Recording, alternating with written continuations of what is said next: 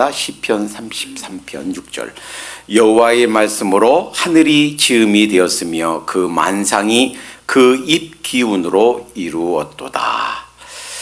여호와의 말씀으로 이 우주 만물이, 하늘이 지어졌고 그 만상, 이 우주 만물, 세상 모든 것이 그 입 기운 했을 때 루아흐, 히브리어로 바로 영, 호흡, 혹은 하나님의 영, 즉 성령님을 의미합니다. 성령님으로 말미암아 만상이, 우주 만물이, 우리 온 인류와 이 우주 그리고 법칙과 보이는 것과 보이지 않는 것들이 만들어졌다 하는 말씀이에요. 어떤 사람이, 그 사람이 어떤 사람인가 라는 것을 알기 위해서는 그 사람이 지금까지 무엇을 하며 살아왔는가 하는 것을 보면 그 사람이 어떤 사람인가를 알 수 있는 줄 믿습니다. 성령님이 누구신가, 성령님이 어떠한 분이신가 하는 것을 알기 위해서는 구약 성경에서 성령님이 어떤 일을 하셨나 하는 것을 살펴보면 그 성령님이 어떤 분이신가 하는 것을 알 수 있어요. 오늘 구약 성경 말씀을 살펴보면서 성령님이 누구신가 하는 것에 대한 영적인 안목을, 우리 영적 시각을 또리망또리망하게 주님께서 밝혀주시기를 기원합니다. 우리 현대인들이 잘못 이해하고 있는, 성령님에 대해서 잘못 이해하고 있는 몇 가지 경향들이 있어요. 첫 번째는 성령님의 활동을 은사 활동과만 연결 지으려고 하는 경향입니다. 그래서 성령님, 성령 하면 다른 거 생각 안 하고 그냥 방언하고 통변하고 뭐 신유은사, 병 고치고 이런 것들만 생각해요. 제가 좋아하는 선대 목사님 중에 한 분인 김진홍 목사님이 그런 설교 중에 그런 간증을 합니다. 어떤 권사님이, 서울에 다른 교회 나가는 권사님이 전화를 했대요. 목사님 상담하고 싶습니다. 그래서 상담하세요. 제가 오전에는 제 본교회 나가고 오후에는 순복음교회를 나갑니다. 아유 바쁘시네요. 예, 바쁘게 삽니다. 그러시면서 하는 말씀이 우리 교회는 성령이 없는데 순복음교회 가면 성령이 있잖아요. 그래서 듣기가 참 거북하시더래요. 그 본인이 장로교단에서 목회 지금도 하고 계시고 그러면서 그러세요. 근데 왜 무엇을 상담하시게요? 제가 오전에는 제 본교회 나가고 오후에는 순복음교회 나가는데 11조를 어느 교회에 해야 되나요? 그래서 참 거북하고 민망해서, 그러면 그 11조 저한테 하세요. 그랬대 그래요. 사람들은 흔히 오랫동안 신학생활을 했어도 성령님 하면, 성령 하면 무조건 다른 거 생각 안 하고 은사 혹은 성령께서 주시는 어떤 선물, 이것만 생각하는 경향이 있어요. 그러나 성령님은 우리가 생각하는 은사보다 훨씬 더 광범위하고 훨씬 더 크시고 훨씬 더 디테일하게 우리 삶에 관여하고 계신 줄로 믿습니다. 두 번째 경향은 이 성령님에 대해서 비인격적인 존재로 여기는 경향이 있어요. 이를테면 성부 하나님 할 때는 하나님 님자를 붙여요.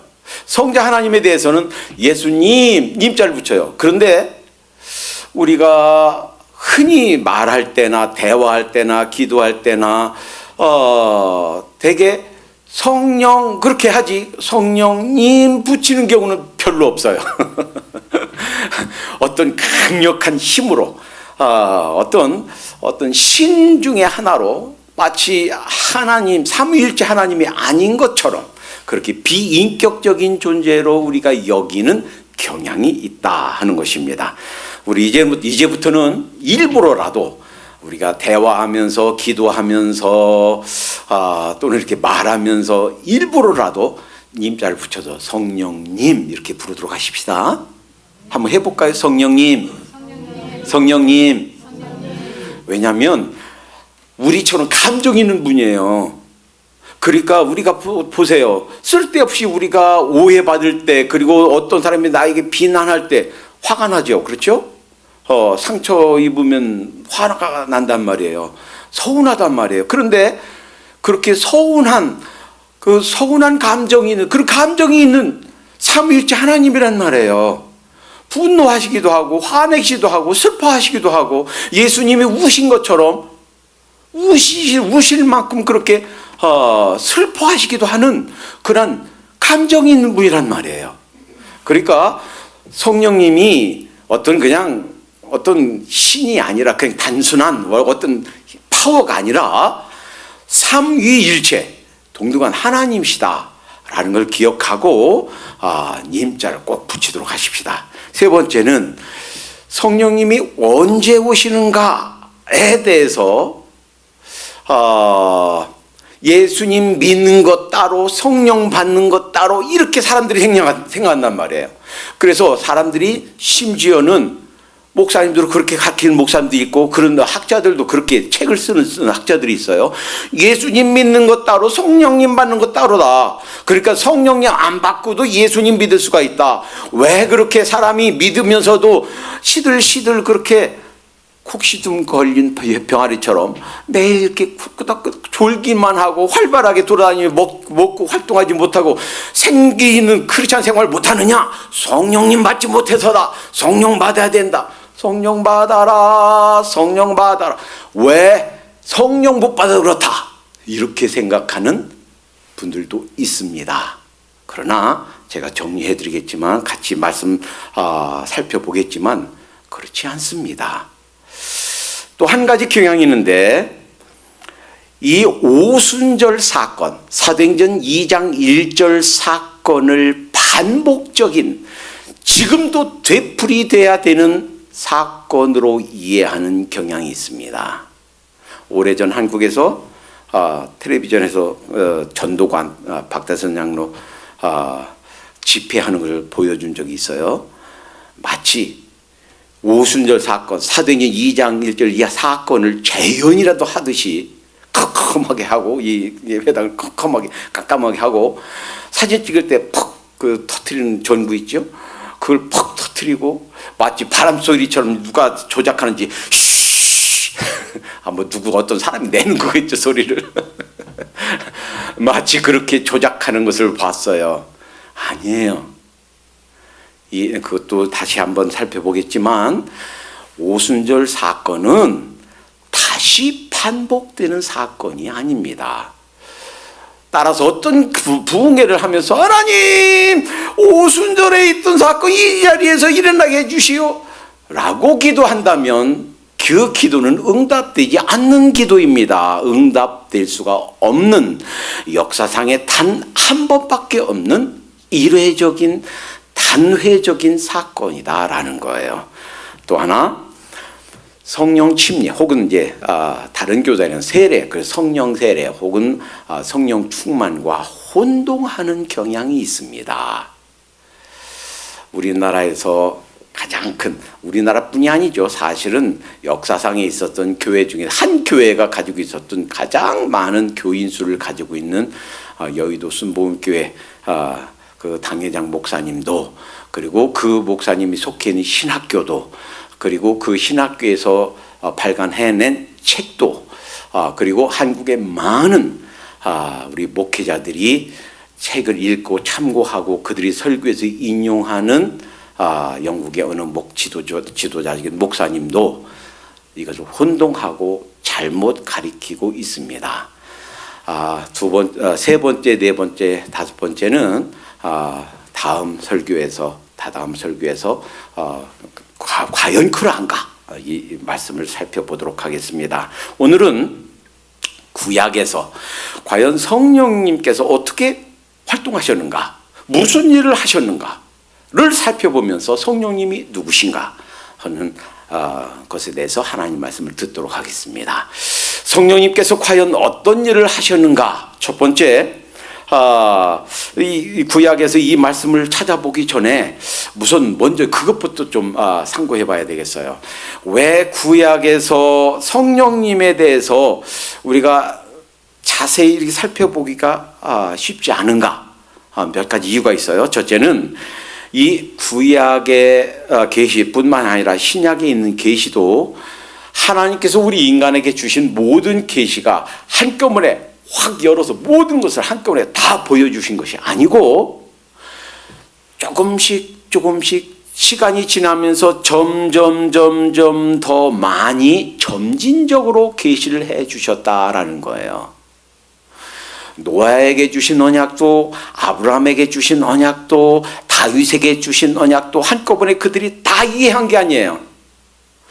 물론 메시아 언약을 주셨지만 그 메시아 언약이 구체적으로 무엇인가는 점점 더 시간이 흐르면서 더 많은 선지자들에게, 더 많은 예언자들에게 더 많이 자세히 가르쳐 주셨지 처음부터 다 열어서 가르쳐 주신 것이 아니다라는 거예요. 하나님의 계시가 점진적이다라는 성격 때문입니다. 두 번째, 구약에서는 성령님이란 용어를 사용하지 않고 하나님의 영, 그래서 루아흐, 오늘 본문에서 이 하나님의 영 이렇게 사용했기 때문에 이 성령님에 대해서 우리가 구약에 있는 말씀들을 통해서 성령론을 정리하기가 쉽지 않다라는 거예요. 세 번째, 신약과 구약 전체를 통해서 하나님께서 일하시는 양상을 보면 구약에서는 주로 성부께서 활동하셨고 성육신 하셔서 예수님이 지상에 오신 뒤로는 성자 예수님이 직접 여러분과 저와 같은 육체를 입고 이 세상에 오셔서 활동하셨고, 그리고 가신 뒤로는 이제는 성령님께서 전폭적으로 대대적으로 전 인류에게, 저 모든 믿는 자에게 임하시는 그런 성령님의 시대로, 그래서 물론 구약에서도 예수님 성자 시대에도 역사하셨지만 그 계시가 부분적이라서 구약에 있는 성령론을 정리하기가 쉽지가 않다 하는 사실을 먼저 기억하면서, 자, 그러면 구약에서 성령님께서 어떤 활동을 하셨는가? 맨 처음 첫 번째, 구약에서 창조 사역을 보면 이렇게 나옵니다. 창세기 1장 1절, 태초에 하나님이 천지를 창조하시니라. 땅이 혼돈하고 공허하며 흑암이 깊음 위에 있고, 2절, 하나님의 신은 수면에 운행하시니라. 하나님의 신 뭐예요? 성령님이에요.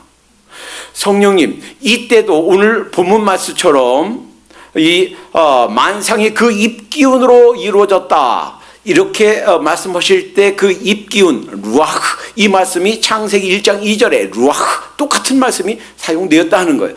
즉 성령님께서 이 우주 만물을 만드실 때, 지구를 창조하실 때 이 만상 식물과 동물들, 우리 인간을 만드실 때 성령님께서 일하셨다라는 거예요.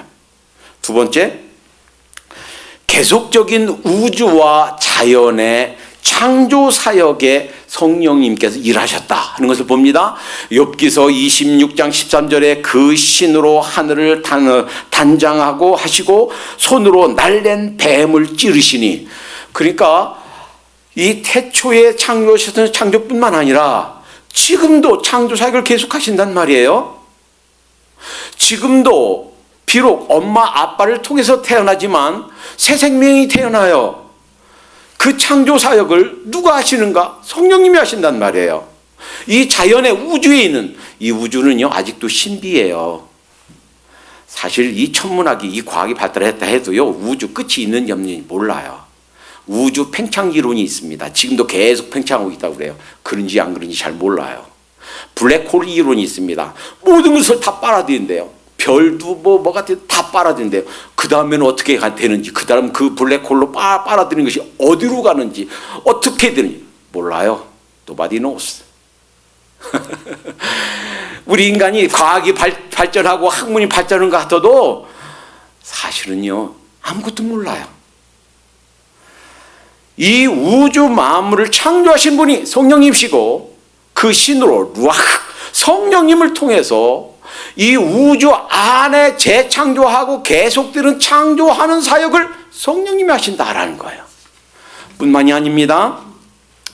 계속적인 창조, 생명의 창조와 보존도 역시 성령님이 하시는 일이다라는 거예요.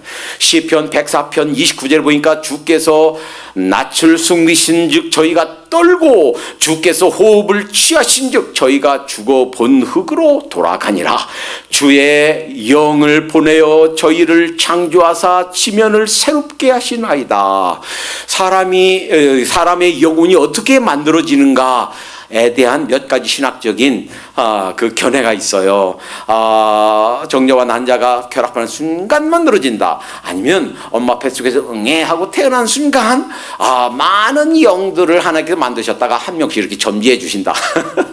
여러 가지 의견이 있지만 그러나 그 정확히는 잘 몰라요. 왜냐하면 그 부분은 하나님께서 말씀하시지 않기 때문이에요. 그러나 확실한 것은 이 육체의 생명뿐만 아니라 새로운 생명으로 태어나면서 우리 영혼이 만들어지는 것, 그 일이 누구를 통해서?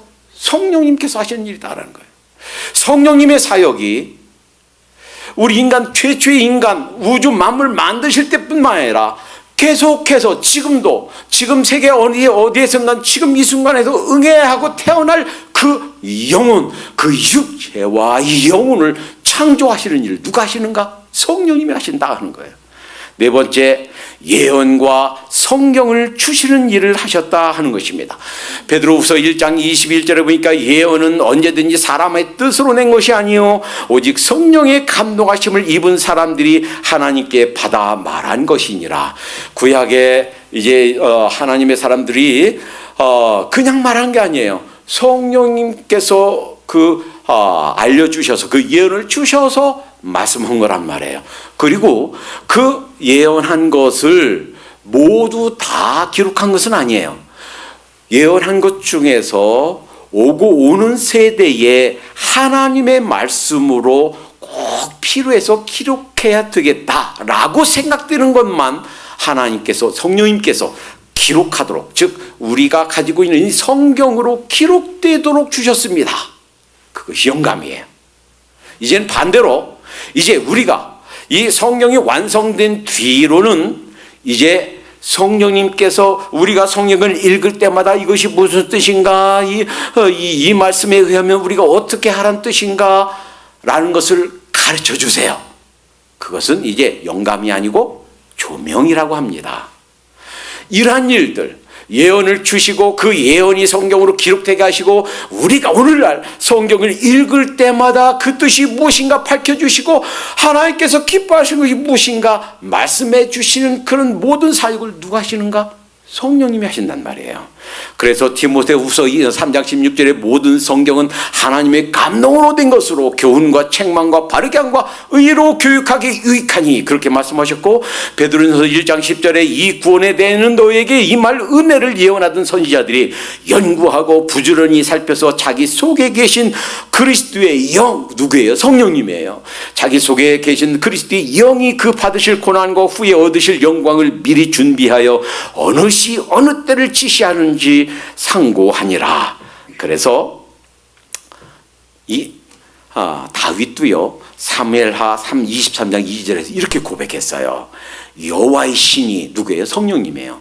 여호와의 신이 나를 빙자하여, 다시 말하면 나를 통해서 나의 입, 나의 그 지식, 나의 머리, 내가 알고 있는 언어, 이런 것들을 통해서 성령님께서 나를 통해서 말씀하시며 그 말씀이 내 혀에 있도다, 이렇게 고백했단 말이에요. 자, 예언과 성경을 주시는 일에 성령님께서 관여하셨다는 거예요. 세 번째, 다섯 번째, 첫 번째 창조사역, 계속되는 창조사역, 또는 보존하는 사역, 예언과 성경을 주시는 일, 그리고 다섯 번째 여러 가지 임무, 직무를 수행하는 능력을 주신 것이 성령님이시다라는 거예요. 몇 가지 종목들을 살펴볼까요? 자, 출애굽기 31장에 보면 31장 1절부터 4절까지 여호와께서 모세에게 일러 가라사대 내가 유다 지파 훌의 손자여 우리의 아들인, 여기서 우리는 사람 이름이, 우리라는 사람 이름이에요. 우리의 아들인 부살레를 지명하여 부르고 하나님의 신을 그에게 충만하게 하여, 하나님의 신 성령님이에요. 그러니까 각 사람에게 이런저런 재능을 주신 거예요. 어떤 사람은 음악적인 재능, 어떤 사람은 뭘 만드는 재능, 어떤 사람들은 세공품, 금, 은, 세공품 만드는 것, 어떤 사람은 뜨개질 하는 거, 이런 갖가지 재능을 주시는데, 왜냐하면 성령님이 바로 지혜와 그 총명의 신이에요. 그러니까 하나님의 신을 그에게 충만하게 하여 지혜와 총명과 지식과 여러 가지 재주로 견고한 일을 연구하여 금과 은과 노수로 만들게 하며, 전에 한번 본 적이 있습니다. 어떤 사람은요, 뜨개질을 얼마나 잘하는지 별걸 다 떠요. 모자, 윗두리, 아랫두리, 장갑, 벙어리 장갑, 5 손가락 장갑, 별의별 걸 다 만들어요. 그래서는 자기가 직접 손으로 뜬 것을 가게 온 사면에 다 붙여놨어요. 그러면 작품이라 돈 받고 팔기도 아까울 거예요. 그러면서 아이고, 이 손으로 그걸 어떻게 다 만드나? 하나님께서 특별한 은사를 주신 줄로 믿습니다. 하나님께서 주시면 가능한 줄로 믿습니다. 우리 집사님 너무너무 잘 쳐요. 들을 때마다 은혜가 돼요. 근데 어떻게 그렇게 잘 치나? 하나님께서 은사로 주신 줄로 믿습니다. 성령님이 지혜와 총명의 신이에요. 성령님께서 주시는 거다 하는 거예요. 뿐만이 아닙니다. 행정적인 능력도 사실은 그 사람이 그냥 본래부터 타고나서가 아니라 성령님께서 주시는 그런 능력이다라는 거예요. 민수기 11장 25절에 보니까 여호와께서 구름 가운데 강림하사 모세에게 말씀하시고 그에게 임한 신을 70장로에게도 임하게 하시니 신이 임하신 때에 그들이 예언을 하다가 다시는 아니하였더라. 그러니까 이 70장로를 이제 그 지도자를 모세 대신해서 일할 수 있는 사람을 뽑았는데 원래부터 탁월한 것이 아니라 누가? 성령님이 그 장로들에게 임했단 말이에요. 그래서 그 행정을 할 수 있도록 모세가 하던 일을 나누어 감당할 수 있도록 행정 능력을 누구에게? 70장로에게 주셨다라는 겁니다. 어떤 행정 능력을 주시는 것도 성령님의 능력이에요. 뿐만이 아닙니다. 어떤 리더십을 주는 것도 예요. 신명기 34장 9절에 보니까 모세가 눈의 아들 여호수아에게 안수하였으므로 그에게 지혜의 신이 충만하니 뭐예요? 성령님이에요. 성령님의 또 다른 별명, 또 다른 이름이에요. 성령님이 그에게 임했단 말이에요. 누구에게? 여호수아에게. 그러니까 이스라엘 자손이 여호와께서 모세에게 명하신 대로 여호수아의 말씀을 순종하였더라. 어떤 지도자가 리더십을 갖게 되는 거. 저 사람 저렇게 숙기가 없는 사람인데.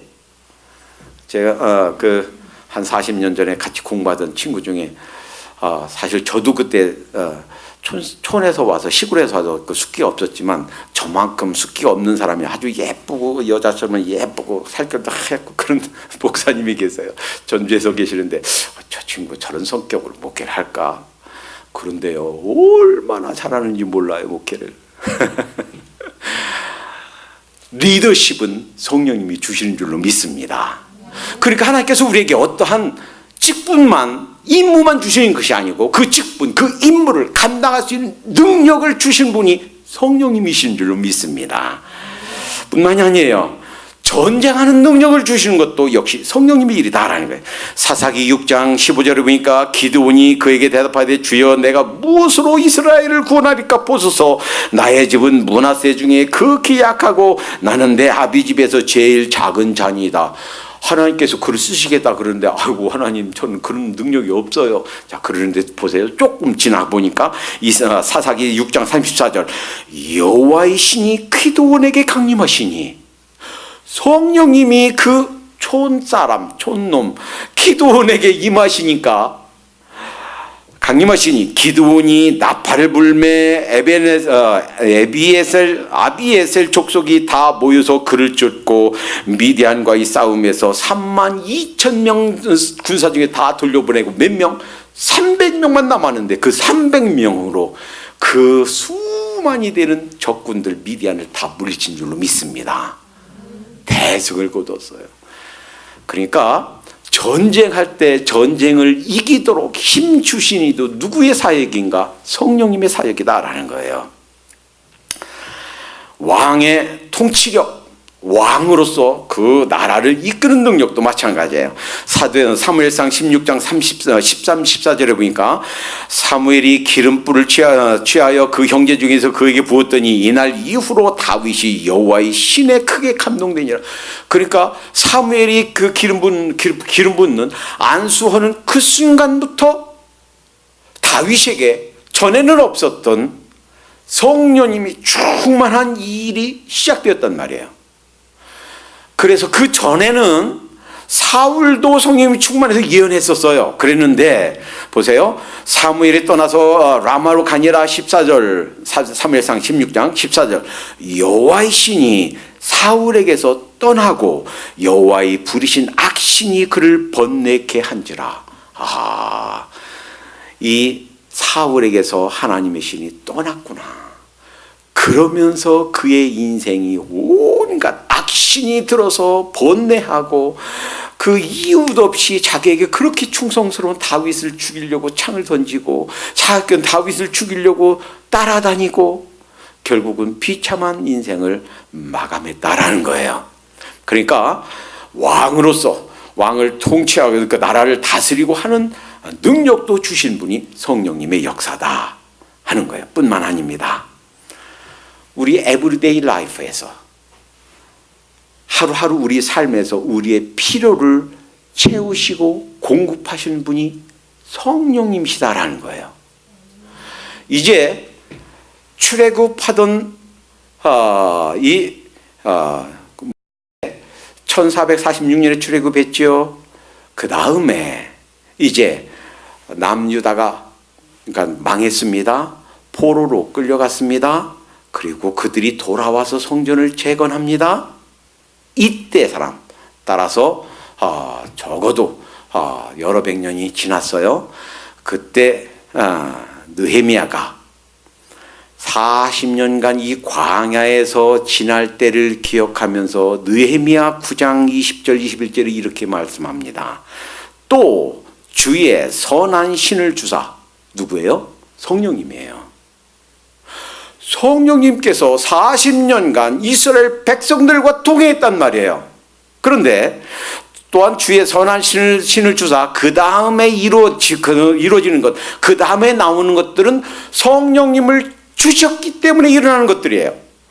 선한 신을 주사 저희를 가르쳐 주셨고 주의 만나로 저희 입에서 끊어지지 않게 하시고. 한번 보세요. 만약에 밥을 한다면, 빵을 만든다면, 떡을 만든다면 솥이 얼마만큼 필요하고 밀가루가 얼마만큼 필요해야 그들을 먹이겠어요?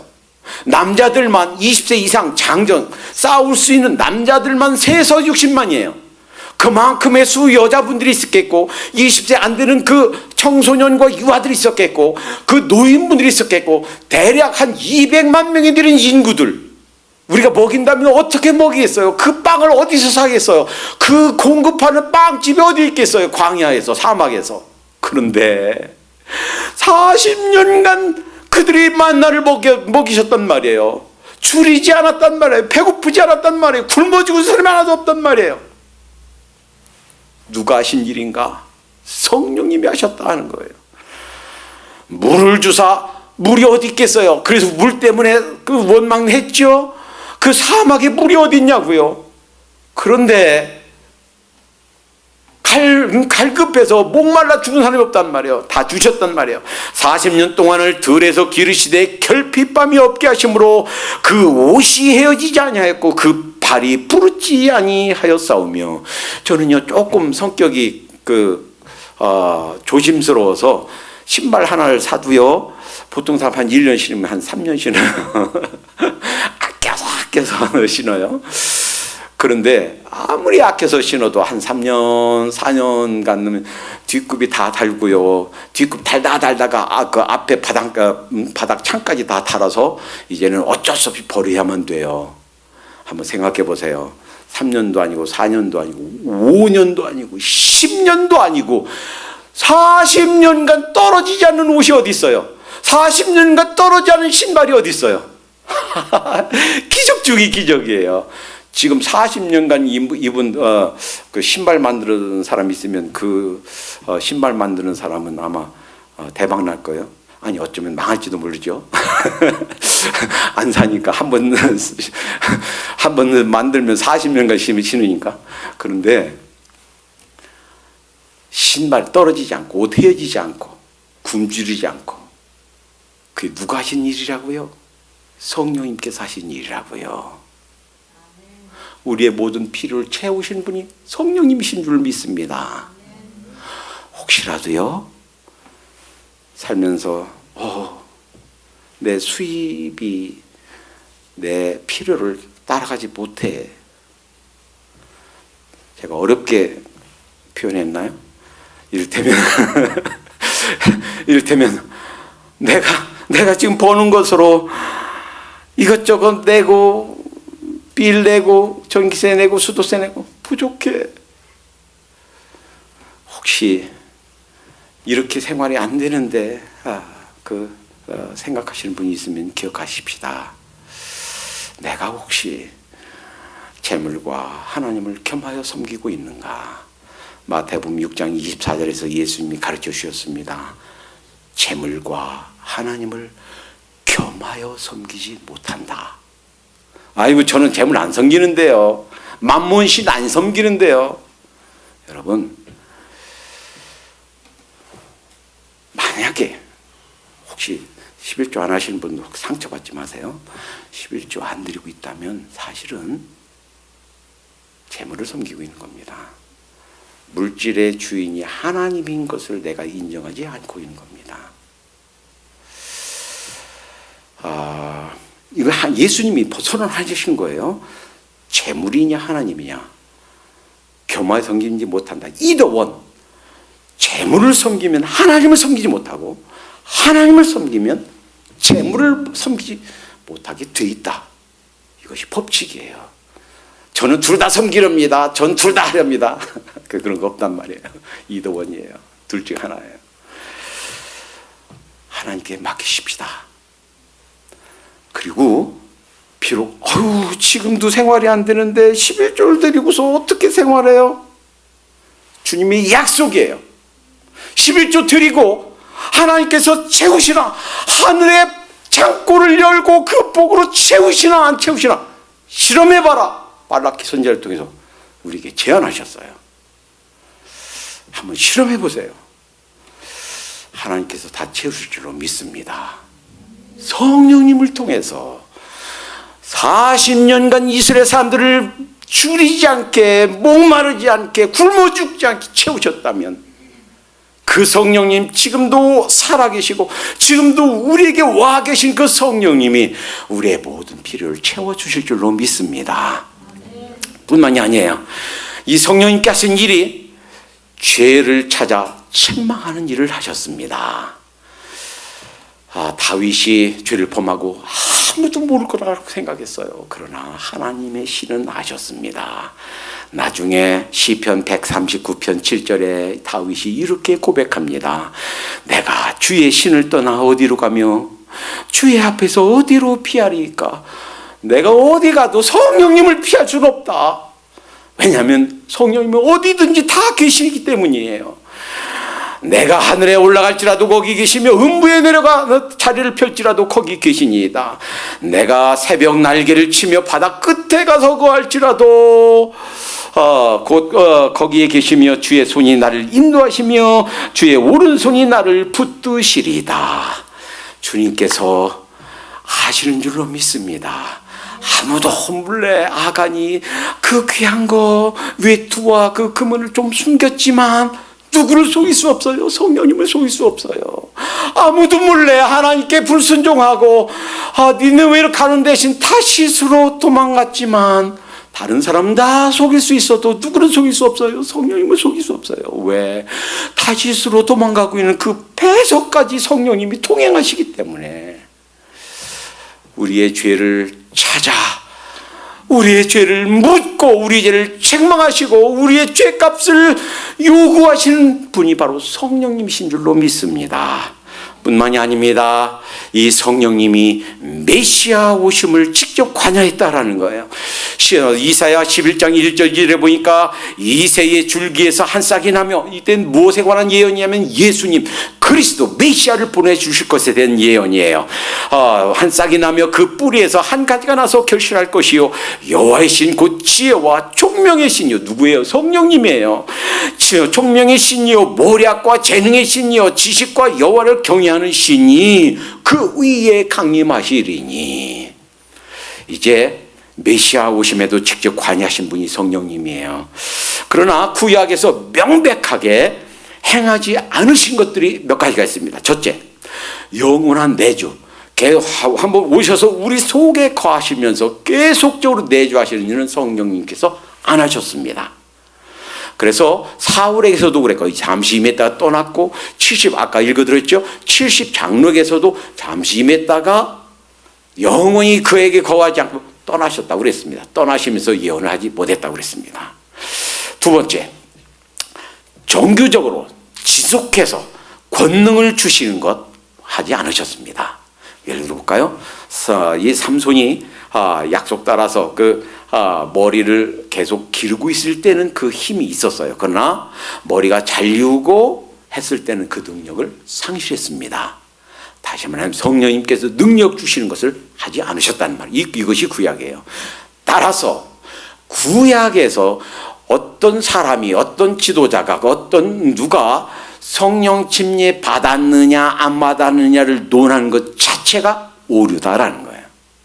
사도행전 2장 사건이 있기 전에 있는 구약에는 모든 사건과 사람에게 있어서는 성령 침례 논하는 것 자체가 그는 있을 수가 없는, 생각할 수가 없는 일이다라는 거예요. 자, 이제 여러 말씀들에서 구약에서 보여주신 성령님이 어떠한 분이십니까? 그 성령님은 우주와 만물, 여러분과 저를 만드신 창조주 되십니다. 뿐만 아니라 이 우주가 운행하도록 붙들고 계시고 재창조하는 일을 계속하신 분이 성령님이신 줄로 믿습니다. 계속해서 우리 육체적인 생명, 우리 영적인 생명이 태어나도록 생명 활동, 창조 활동을 하신 분이 바로 성령님이신 줄로 믿습니다.